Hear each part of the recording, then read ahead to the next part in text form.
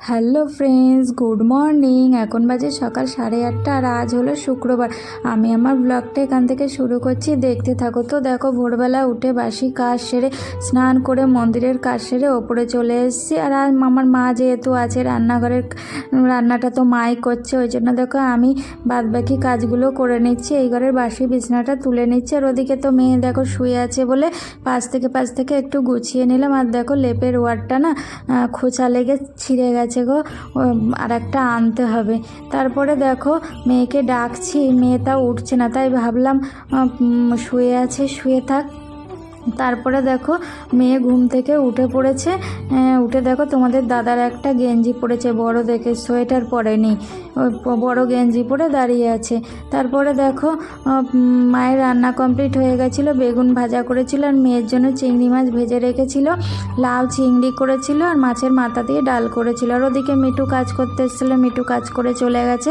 তারপরে দেখো সকালের খাবার আমাদের হয়ে গেছিলো, ওই জন্য দেখো সকালের রান্নাঘরটাকে ক্লিন করতে এসেছি। তোমাদের তো আগেই বলেছি আমার মা রান্না করতে করতে অর্ধেক বাসন মেজে নেয়, ওই জন্য দেখো কম যে কটা আমরা খেয়েছি সে কটা বাসনই মেজে আমি রান্নাঘরটাকে পুরো ক্লিন করে নিয়েছি। আর আজকে জানো তো এত ঠান্ডা দিয়েছিল না, এত ঠান্ডা পড়েছিল, ওই জন্য দেখো সমস্ত কাজ সেরে মা আর আমি রোদ্দুরে বসেছিলাম।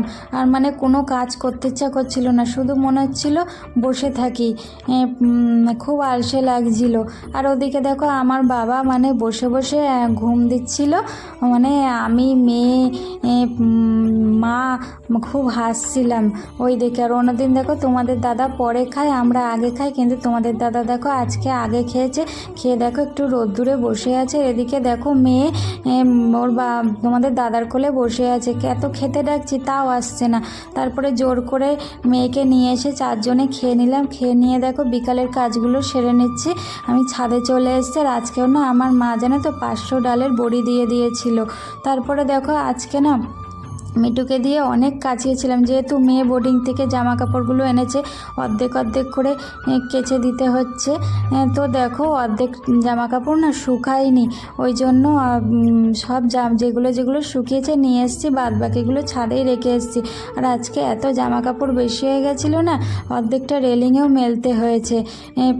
তো দেখো আজকে না নেক্সট রুমটাকে না সকালবেলা আর পরিষ্কার করতে পারিনি, ওই যে বললাম শীতের জন্য কাজ করতে ইচ্ছা করছিল না, ওই জন্য দেখো এখনই আলনাটাকে গুছিয়ে জামা কাপড়গুলো ভাঁজ করে রেখে নেক্সট রুমটাকে একটু পরিষ্কার করে নিলাম।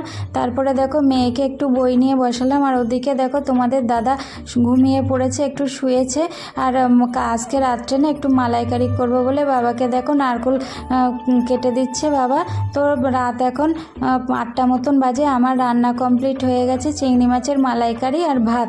তো আমার ব্লগটা এই পর্যন্ত, যদি ভালো লেগে থাকে লাইক কমেন্ট শেয়ার করবে। টাটা।